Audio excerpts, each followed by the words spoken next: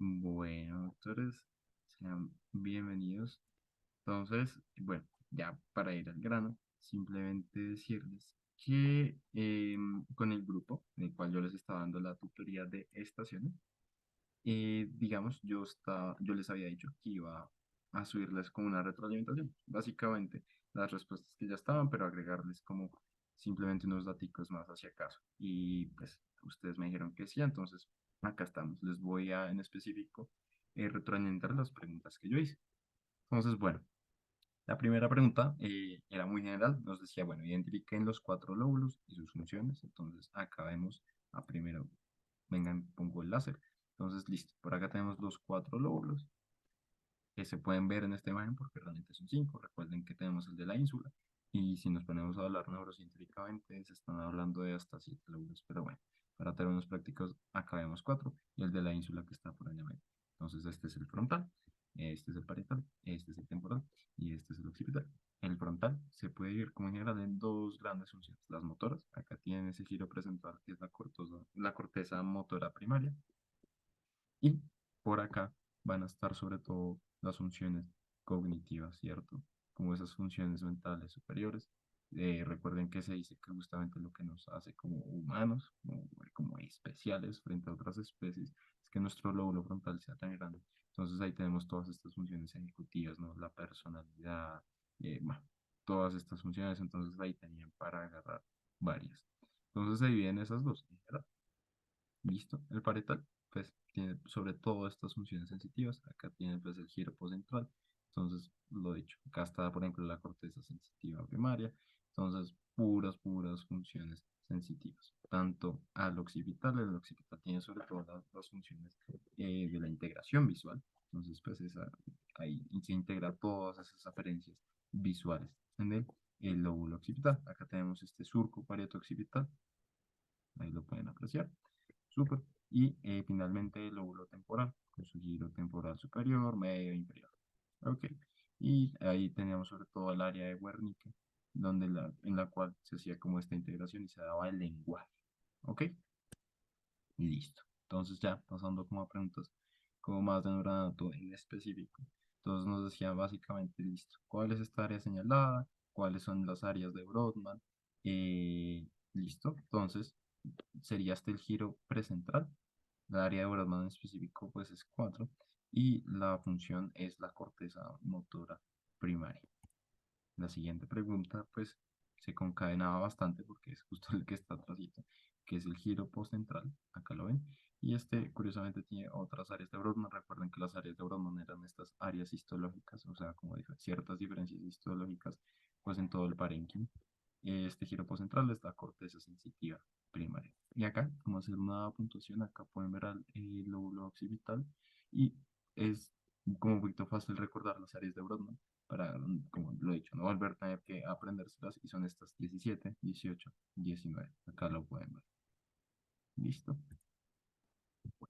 Entonces, esta pregunta tuvo como un poquito ahí de polémica, porque resulta y pasa que hay varias formas de clasificar las fases. Bueno, no es que haya varias formas, sino que hay ciertas formas de agruparlas. Em, entonces, por un lado, la clasificación como más generalista, que por ejemplo era la que yo les envié del doctor M, les decía como, bueno, alteraciones en habla, comprensión y repetición. Y en comprensión, como que metían varios ítems. Pero hay otras clasificaciones que son un poco más específicas, como la que yo les presenté en eventos cerebrovascular, que iban un poco más allá. Entonces teníamos la fluidez, la repetición, la comprensión, pero también ponían lectura y escritura. Realmente ponían pues dos ítems más. Entonces, bueno, realmente quedémonos con la que les dieron la clase. La verdad desconozco cuál clasificación les dieron la clase, pero quédense con esa. Esta alteración que les traigo acá, pues está basada en estas clasificaciones que son, pues, lo he dicho, un poquito más descriptivas del cuadro clínico del paciente. Entonces, pues, en específico, acá les hablan de fluidez, repetición y escritura. Sobre todo, pues yo creo que la gran pista es la fluidez. Siempre que se altera la fluidez, pues piensen en la famosa fascia Broca, en el área de Broca. Entonces, bueno, nos decían del área anatómica. La área anatómica, pues al hacer, ya sabemos que es una fascia Broca, pues sería en el área Broca. Súper. Y el área de Broca pues estaba por acá, ¿no? En la pars opercularis, por acá. Eso es. Triangularis y orbitaris. Este sería, sí, orbitaris, triangularis y opercularis. Entonces, en la pars opercularis. ¿Listo? Bueno, la otra nos decía, bueno, ¿qué es esta estructura? Básicamente, y menciona una condición en la que se afecta. Entonces, pues este es el ventrículo lateral derecho y la condición que yo les doy que se casen con ellos, sobre todo cuando piensan en ventrículos, pues es la hidrocefalia, ¿no? Cuando se llena realmente, pues, de líquido encefalorraquídeo el cerebro y pues los ventrículos en un gran grado, para la redundancia, van a sufrir pues un montón, ¿no? Pues porque son los principales espacios donde pues realmente se produce y pues se van a llenar. Entonces, ahí para que lo tengan en cuenta. Y la otra, quería dejárselas que es bastante interesante porque era hacer esta correlación con el homúnculo motor. Entonces, para ello, les voy a mostrar el homúnculo motor. Entonces, el homúnculo motor era esta organización, eh, ¿cierto? Digamos, de las distintas neuronas de la corteza basadas en sus funciones motoras en específicas de ciertos, pues, áreas anatómicas del cuerpo. Entonces, por un lado, cuando vemos el homúnculo motor, que es esta organización bastante curiosa, y es la siguiente, ¿no? Como que inicia por acá como miembros inferiores, después se va como yendo a superiores. ¿Listo? El tamaño, ustedes van a ver como, bueno, porque la mano es gigantesca frente a, por ejemplo, pues sí, toda la pierna, o el tronco, ¿sí? Recuerden que eso se debe a que pues hay áreas que son, digamos, tienen una funcionalidad mucho más compleja, por ende, van a tener un mayor número de neuronas y pues asignadas. Entonces, pues la mano realmente hace un montón de cosas, ¿no? Lo he dicho, escribir, cirugías, manejar, pues las manos cumplen un montón de funciones, entonces, pues se les reconoce una mayor cantidad de neuronas. Entonces, bueno, finalmente ya por ahí la pregunta nos decía, ok, ¿dónde estaría pues digamos, en el acuerdo al músculo motor, dónde estaría pues la mano? Y la lengua, ¿no? En un paciente que se afecta. Entonces, pues simplemente es recordar esta organización que tiene el músculo motor y la llevamos acá. Entonces, acá abajito, teniendo en cuenta, o sea, en el lóbulo frontal como tal, pues va a estar, por ejemplo, la lengua. En esta parte inferior, a lo que voy es que no se vayan a confundir en que está por acá en la ínsula o en el lóbulo temporal, que estén haciendo el lóbulo temporal, no, no, en el lóbulo frontal, ¿cierto? En su parte, pues acá, en esta bastante más inferior. Bueno, sí, sí, sí, sí, por acá, eso es. Y otra puntualización que les quería hacer es que, bueno, esta imagen nos sirvió para hacer la pregunta, pero acá en la imagen, de hecho, pues este corte sobre todo del lóbulo parietal, acá lo pueden ver, por acá está de hecho el giro central, el postcentral, bueno, por acá, pero pues lo utilizamos simplemente pues para la pregunta. Entonces, lo dicho, tengan en cuenta el homúnculo motor, apréndanselo y con eso ya no lo tienen que volver a repasar. Listo. Ganglios basales. Entonces, bueno, vamos con la pregunta polémica de Estrella. Resulta que pasa que acá la plataforma en la cual yo bajé esta pregunta me marcó mal la respuesta, es decir, me decía como cápsula externa y no lo es, puesto que si ustedes ven acá está el claustro, es decir, acá ven ustedes distintas estructuras, pero ustedes ven acá como una estructura un poquito como más marroncita, ¿cierto? Ok. Entonces, esto les diferencia la ubicación de la cápsula extrema y la externa. Esta de acá sería la extrema y antes del claustro sería la externa y esta sería pues la cápsula interna. Estos son los ventrículos laterales. El cuerpo calloso, recuerden que el cuerpo calloso era este el que les comunicaba, que llegaba a cabo la comunicación entre los hemisferios cerebrales. Entonces acá lo ven, cuerpo calloso y acá están los ventrículos laterales justamente. Esta, la famosísima cápsula interna, creo que acá se puede apreciar mejor lo que estaba hablando ahorita sobre cápsula extrema e interna. Entonces, cápsula interna, super. Cápsula externa, antes del claustro. Y la extrema después del claustro. Listo. Y ahora, ya con, digamos, este cerebro cadavérico, pues identificar las distintas. eh, esperen que se traba esto acá. Listo. Las distintas estructuras anatómicas. Entonces, por un lado acá tenemos el giro temporal superior, iniciando con el número 4. Este sería la ínsula, ¿cierto? Que estaba acá oculto. Esta es la ínsula. Este es el caudado, el putamen, los globos pálidos y la cápsula interna. Esto que ven por acá, pues vendría siendo un chiasma óptico. Y justamente, ya que estábamos hablando ahorita de cápsula externa, extrema, el claustro, si ustedes ven por acá, van a ver como que sí, acá está todo un poquito más blanco, pero justo acá, ven una linecita. Eso es el claustro. Entonces la cápsula extrema sería esta, la externa sería esta, y lo dicho, la cápsula interna sería esta. Listo. Ahora con neuroimágenes. Entonces, acá les decíamos, bueno, realmente esto, si viene un paciente con evento cerebrovascular, esto sería uno isquémico o uno hemorrágico. Entonces, para que jamás se vayan a complicar si ustedes tienen una sospecha de evento cerebrovascular y les toman un TAC a sus pacientes, que pues es de lo primerito en el algoritmo, como ustedes recuerdan, y no ven nada, pues eso es isquémico y listo. ¿Ok? Eso es muy importante pues para todo el tratamiento del SB isquémico, que va a ser pues sobre todo que por un lado con el TNT-plaza, el alteplasa, es los fibrinolíticos, es decir, romper ese coagulito por allá que nos está causando ese isquemia. Pero lo dicho, ya volviendo al tema, en un TAC, si no vemos nada, es isquémico. Aunque acá en el TAC vamos a ver esta lesión acá como un poquito hipodensa, se alcanza a apreciar. No siempre es así, esto es como muy de libro, pero acá lo pueden apreciar, como que se ve un poquito más oscurito. Listo. Ahora, la confusión puede ser como con estas dos estructuras acá. Si esto está sangrando, realmente no. Esto apréndanselo bien. Y lo que pasa es que con la pues van surgiendo ciertas calcificaciones. Y estos son dos ejemplos de unas calcificaciones clásicas. ¿Listo? Entonces, para que se lo aprendan, son calcificaciones, son totalmente benignas. Y sobre el tipo de imagen, entonces para diferenciar los tipos de imagen, recuerden que el tag simplemente se ve muy borroso. El tag es súper borroso. Si ustedes no ven las estructuras como detalladamente ahí, eso es un tag y ya. ¿Listo? Porque miren, justamente les decía que no se ve detallado. Y miren que acá tenemos esta resonancia magnética. Y una vez les digo, esto es una resonancia magnética. ¿Por qué? Porque miren cómo se ve bonito, literal, se ve todo bastante bien. Listo. Ahora nos decían, bueno, listo. ¿Cuál es la secuencia? Entonces recuerden que las resonancias magnéticas tenían esta secuencia T1, T2 y entre ellas estaba el flare.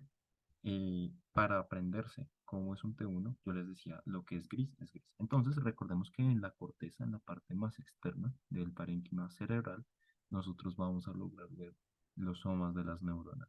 ¿Listo? Mírenlo acá. ¿Por qué? Porque se les denomina sustancia gris, porque ahí están los somas.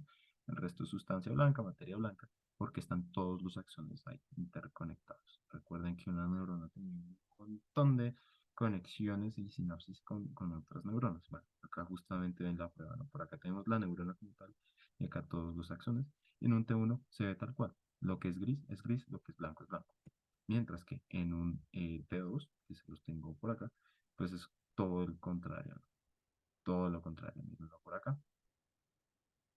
Lo que es blanco y ahora ya no es así, sino va a ser al revés, sino que ahora lo que es gris va a ser blanco y viceversa. Entonces en el T2 las vainas simplemente están invertidas.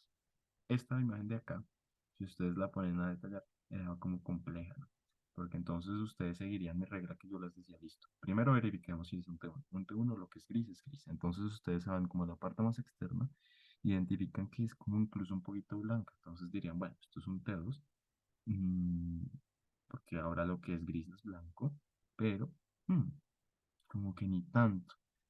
Y la materia blanca como que se ve rara, ¿no? Bueno, esto es un flare. Se los dejaba ahí porque el flare es un poquito cascarita, pero si lo he dicho, el flare, cuando no identifique ni un T2 ni un T1, pues es un flare. Y listo, no se complican con ello.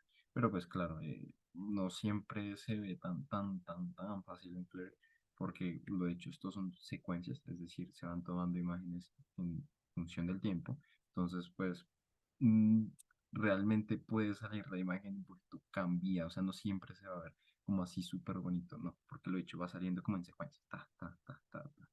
Entonces, lo dicho, si no la escuadra con un T1, un T2, es un flare. Listo.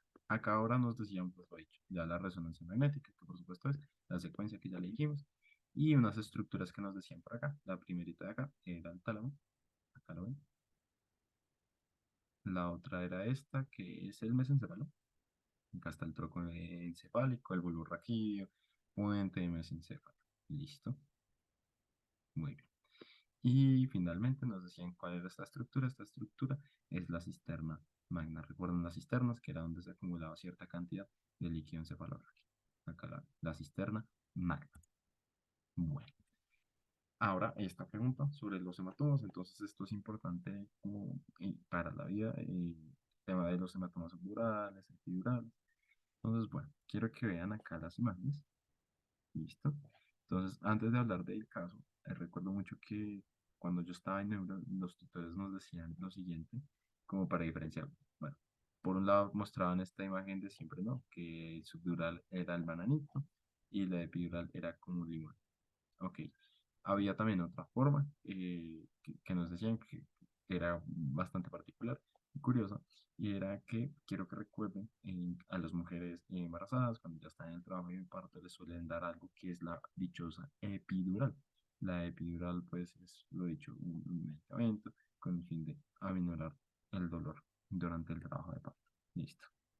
Y entonces nos decían que el hematoma epidural nos recordará a la epidural. ¿Por qué? Porque el epidural es como así, como un circulito. Entonces los tutores en su momento nos decían que pues recordaba como al vientre de una mujer embarazada. Entonces por eso el epidural de la epidural, ¿no? Que es entonces así, de hecho, como circular. Y el hematoma subdural, pues subdural. Listo. Ahora sí hablemos del caso clínico. Entonces, en el caso clínico nos hablan de una persona mayor con confusión y somnolencia y que se calla. Entonces, esto que yo les traje acá es sobre todo como un dato epidemiológico muy importante. Las personas mayores suelen caerse bastante, más de lo que uno cree, se suelen caer muchísimo. Y al caerse muchísimo, suelen tener sobre todo los hematomas subdurales. Y estos hematomas se caracterizan como por este cuadro un poco más crónico, como que las personas no necesariamente como que se van a morir con un hematoma subdural, no todos inmediatamente, no todos, como que suelen ser de un inicio insidioso, y como que van sangrando y van generando como estos síntomas. Para esto hay un dicho que pues a mí no me gusta decirlo, me parece un poquito despectivo, pero pues se los traigo a colación porque el dicho dice más o menos así, es que todo viejito atontado tiene hematoma subdural asegurada. Sí, entonces pues se refiere justo a lo que yo les estaba diciendo, al dato epidemiológico. Los pacientes de esta edad suelen caerse y cuando vienen con confusión, somnolencia, pues se les suele pedir una neuroimagen para descartar un hematoma, lo cual es bastante probable. Ahora, haciendo otras puntualizaciones, lo que pasa con los hematomas es que ellos están clasificados en tres, en agudos, subagudos y crónicos. Agudos que son de 3 días, subagudos de 4 a 20 y crónicos mayor a 21 días.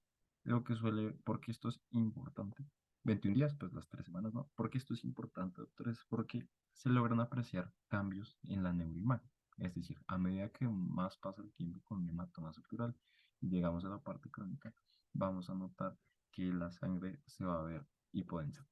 Claramente esta imagen no es así. Ya les diré por qué esta imagen no es así, pero para que lo tengan en cuenta. Con los pacientes con hematoma subdural crónico, que ya lleva un tiempo, la sangre se ve sobre todo como muy hipodensa. Lo que pasa en esta neuroimagen, en específico en el caso de este paciente, es que si ustedes son observadores, tenía algo que denominaban en el casito una fractura pues, extracraneal, que pues vendría siendo esta por acá. Ok, entonces pues tenía bueno, otro cuadro clínico, sino que les traía esta neuroimagen porque pues es como la típica, ¿no? Con el hematoma subdural, pero para que tengan lo otro en cuenta.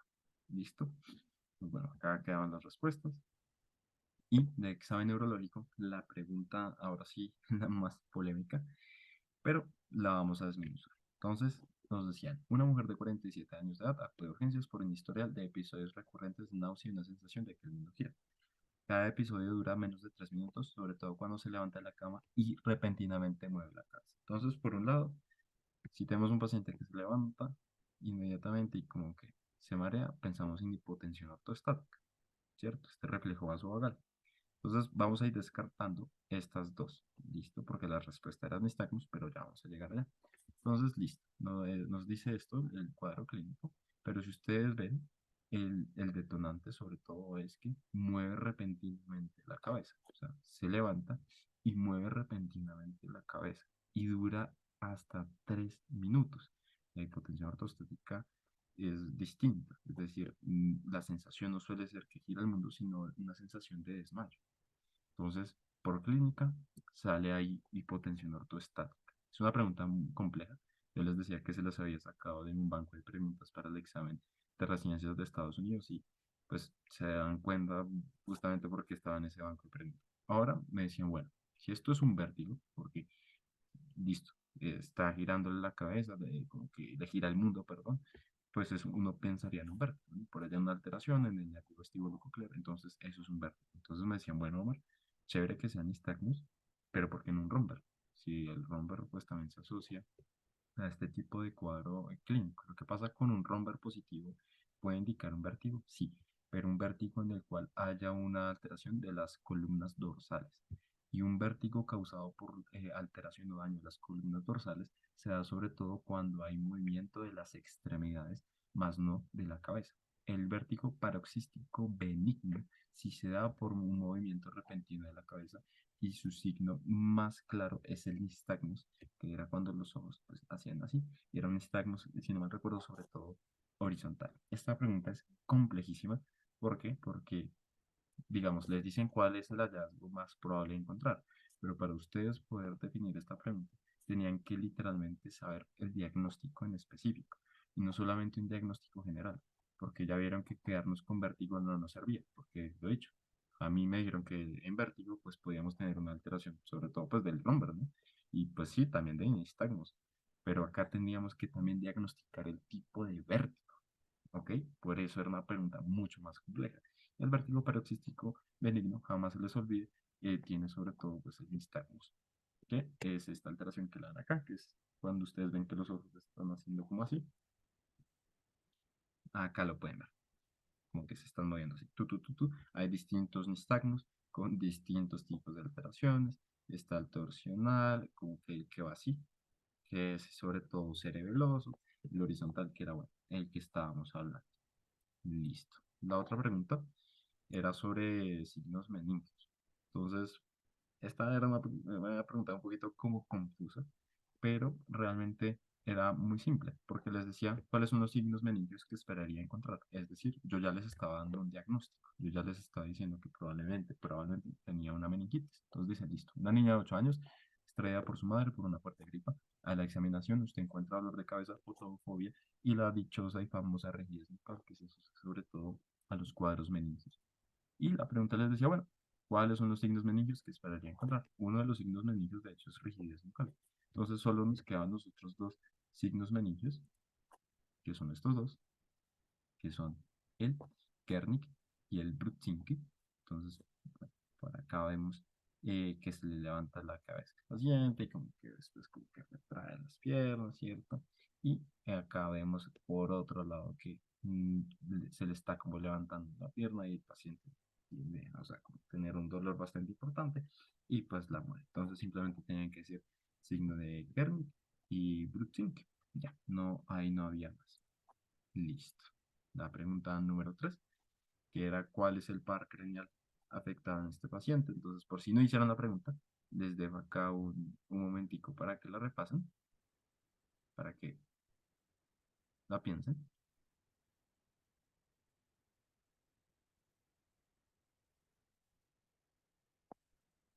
Y bueno, entonces, acá ustedes van a notar que el ojito está sobre todo hacia medial. Listo. Entonces no se vayan a confundir con el otro. Si ustedes ven el otro está como bastante pues simétrico, ¿no? Dentro de lo que cabe lo normal.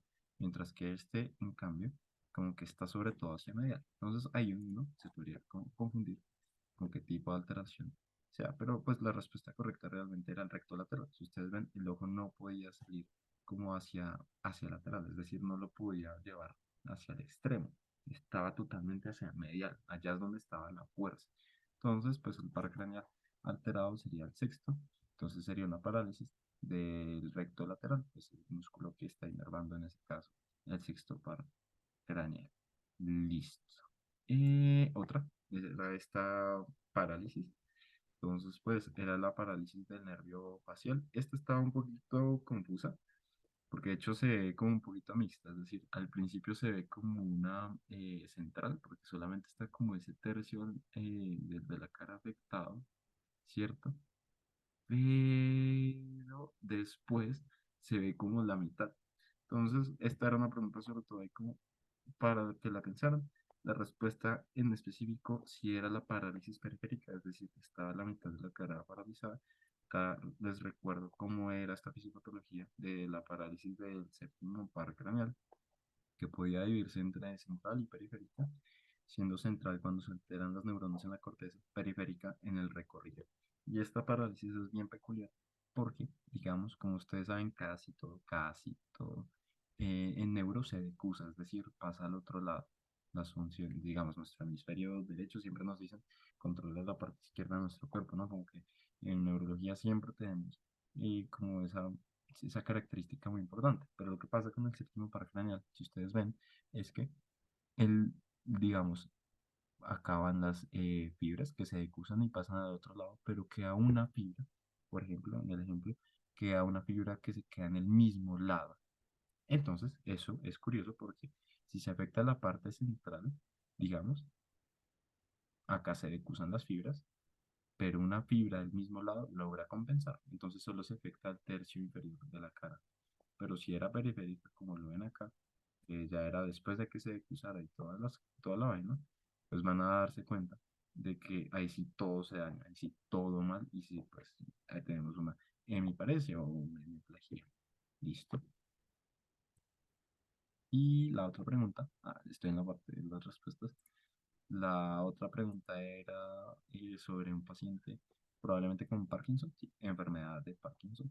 Entonces les decía cuál era, dónde esperaría encontrar la alteración anatómica, pues patognomónica de la enfermedad de Parkinson, y la respuesta era la B, porque en la B está la sustancia negra, que era pues toda esta vía de la dopamina que estaba alterada y disminuida. Mm, Listo, doctores. Entonces eso sería todo. No sé si tengan alguna duda, quedó igual muy pendiente. Eh, sí, lo dicho. Creo que acá les había mencionado el signo de Kernigg y Brudzinski, pero por si acaso, no me acuerdo si los diferencié. Brudzinski pues sería este de por acá y Kernigg sería este de por acá. Entonces, si no es más, doctores, quedo muy pendiente y pues les voy a subir esto inmediatamente.